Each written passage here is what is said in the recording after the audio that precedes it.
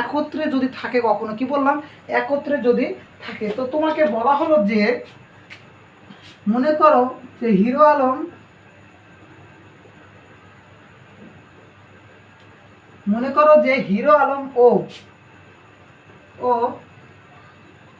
রিয়ামণি, কি বললাম, হিরো আলম ও রিয়ামণি, অর্থাৎ হিরো আলম ও রিয়ামণি দুইজন ব্যক্তি, আর একজন ব্যক্তি আর একজন ব্যক্তিনী। ওকে, তো হিরো আলম ও রিয়ামণির কাছে কাছে একত্রে, কি বললাম, হিরো আলম ও রিয়ামণির কাছে একত্রে 856 টাকা আছে। কি বললাম যে হিরো আলম ও রিয়ামণির কাছে কত টাকা রয়েছে? 856 টাকা আছে। তো এখন প্রশ্নে বলা হলো যে রিয়া মনির কাছে, কি বললাম, রিয়া মনির কাছে হিরো আলমের চেয়ে, হিরো আলমের চেয়ে 156 টাকা বেশি আছে। ওকে, সরি, কি বললাম, যে বেশি আছে। তো বলা হলো যে হিরো আলম ও রিয়ামণির কাছে দুজনের কাছে একত্রে আছে 856 টাকা। এরপরে বলা হলো যে রিয়ামণির কাছে হিরো আলমের চেয়ে 156 টাকা বেশি আছে, মানে একত্রে আছে এত টাকা। বলা হলো যে রিয়ামণি এবং হিরো আলমের কাছে কত টাকা বেশি আছে? 156 টাকা।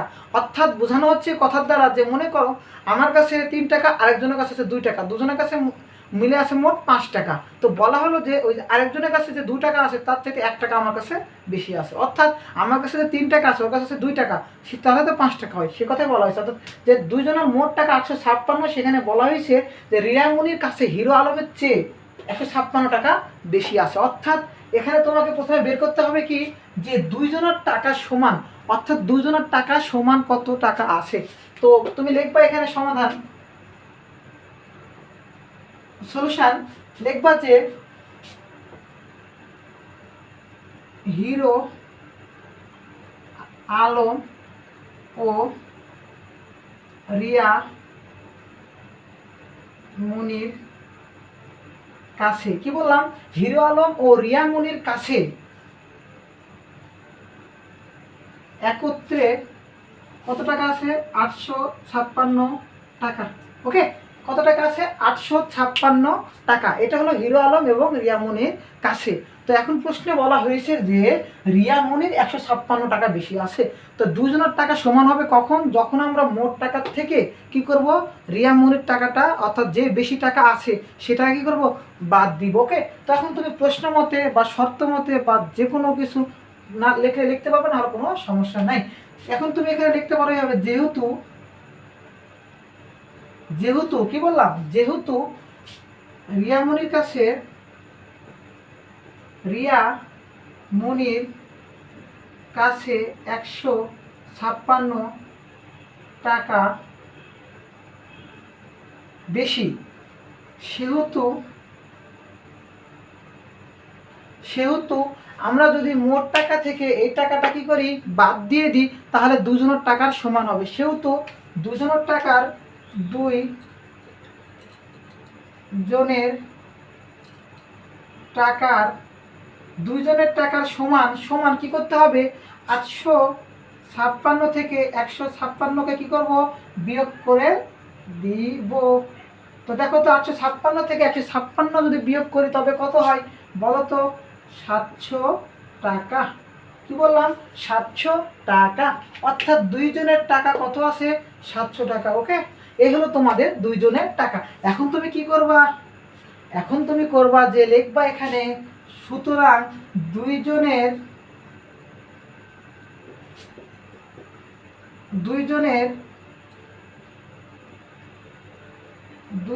সমান 700 টাকা।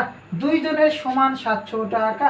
তো এখানে লিখতে পারো একজনের সমান কি করবা, 700 ভাগ 2 টাকা। একজনের সমান কি করবা, 700 দিয়ে 2কে কি করবা, ভাগ করবা। তো এক দিয়ে 700কে দুই দ্বারা 700কে যদি ভাগ করি কত হয় 350, কত হয় 350 টাকা। আর এই সেই একজনটাকে এই একজন যে সেই যে মূর্খ যে একটা হিরো আলম রয়েছে সেই হিরো আলমটা, ওকে, এই যে হিরো আলম সেই হিরো আলম 350 টাকা। হয়তো সিঙ্গেল করে আছে সেজন্য ওকে একজনই রাখছে, ওকে। তো এখন উত্তর লিখবো এখানে হিরো আলমের কাছে আছে 350 টাকা। এটা কার কাছে আছে? হিরো আলমের কাছে। তো যদি হিরো আলমের কাছে যদি 350 টাকা থাকে তাহলে বলা হয়েছে কি যে হিরো আলমের যে টাকা সেই টাকার চাইতে রিয়ামনির টাকা কি হবে 156 টাকা বেশি হবে।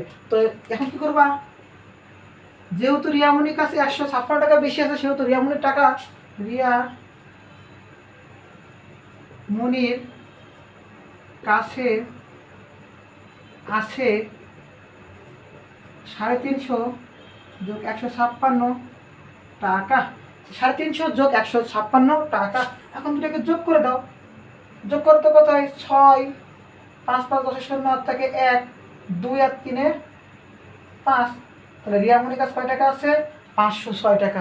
রিয়ামনির কাছে 506 টাকা থাকুক বা 501 টাকা থাকুক, ওই 1 টাকা দিব না, হিরো আলমকে দিবে না, ওকে। 506 টাকা 506 টাকায় আছে।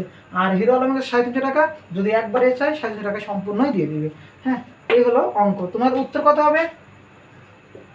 উত্তর কত হবে? একটা উত্তর রিয়ামনির 506 টাকা, হিরো আলমের 350 টাকা। এখানে নাম উল্লেখ করে টাকাটা লিখবা, ওকে। এই হলো তোমাদের, দেখো তো 506 আর 350 যোগ করলে কত হয় আমাদের অঙ্ক? 5 3 8 আর 50 আর 6 56। আমাদের মোট কত টাকা ছিল 856। এই হলো তোমাদের একত্রের অঙ্ক। অর্থাৎ তোমাকে যদি এইভাবে অঙ্ক বলা হয় তখন এইভাবে করবা। তোমাকে বলা হলো একটা অঙ্ক যে ভাই ও বোনের কাছে একত্রে আসে 856 টাকা। তো তাদের মধ্যে থেকে বোনের কাছে যে টাকা আছে ভাইয়ের টাকার চেয়ে 156 টাকা বেশি আছে, ওকে। এইভাবে অঙ্কটা করবা। যদি কম বলে কি করবা তখন?